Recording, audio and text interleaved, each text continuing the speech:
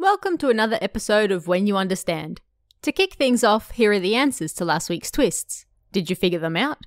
If you didn't watch last week's episode or don't particularly care about the answers, feel free to skip ahead to this week's stories. I've added chapter breaks to the video. But before then, let's check the answers. First, the cute girl in class. A student feels the eyes of a cute girl in class always looking at him, but when he turns to look at her, she looks away. He decides to approach her one day and ask her about it, but she accuses him of always looking at her while looking away again. He thinks that she must be embarrassed, which just makes her even cuter. What's really going on here? There are two explanations you can go with here. One is that the male student is a ghost, and that's why the girl keeps looking at him, because she can see ghosts. But she looks away when he turns to look at her because she's afraid. Another similar explanation is that the student isn't a ghost himself, but is being haunted by one that the girl can see, and that's why she always turns away. Second, the cheater. The friend of a man's girlfriend claims to have seen him cheating with another woman in his car. He has no recollection of this and insists it wasn't him, but the woman claims to remember his car well. They both go over to check it out, and the moment she sees it, she apologizes, but then tells him he should quickly sell it.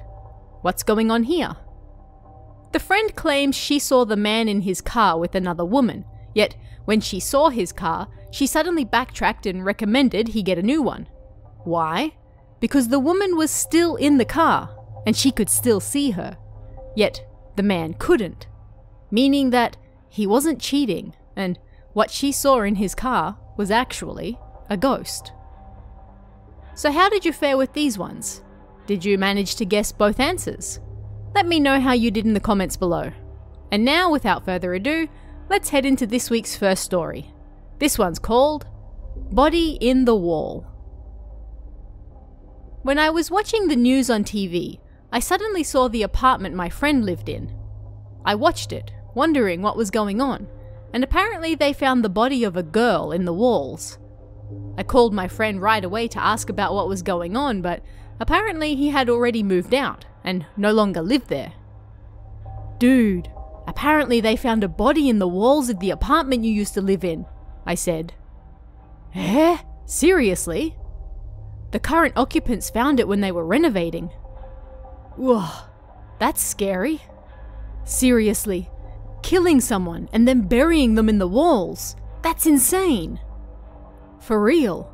Like, I feel bad for the kid, but I was the one who was living there all that time and didn't know anything about it, you know? Yeah, that's true. Oh, that's creepy.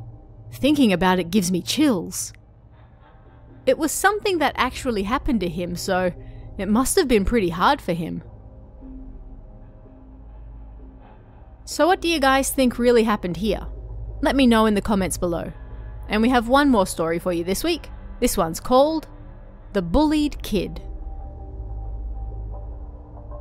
Ever since I started junior high, there was one kid in particular who always bullied me. He would write "die" on my belongings and always beat me up, so I fell into a bit of a depression. My mother was worried about me, but I was just a kid, so I always lashed out in return. The morning after I took a particularly rough beating, my mother looked at my swollen face and smiled. "I made your favorite today, Hamburg steak," she said, and handed me my lunch. I felt so bad about everything that I went to school almost in tears. Then, lunchtime arrived. My bully had forgotten his lunch, so he came over to me. My mother had gone to all the trouble of making lunch for me, but the bully beat me up and then took it. "Hey, this is pretty damn tasty," he said, and after eating it all, threw my lunchbox in the trash.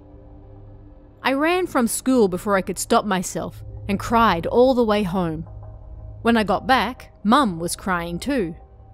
She seemed surprised to see me and then pulled me into a tight hug. I was no longer bullied after that. Thank you, Mum. So what do you think really happened in this week's stories? Leave your answers in the comments below, and then tune in again next week to find out. Until then, stay safe guys, and I'll see you again next time.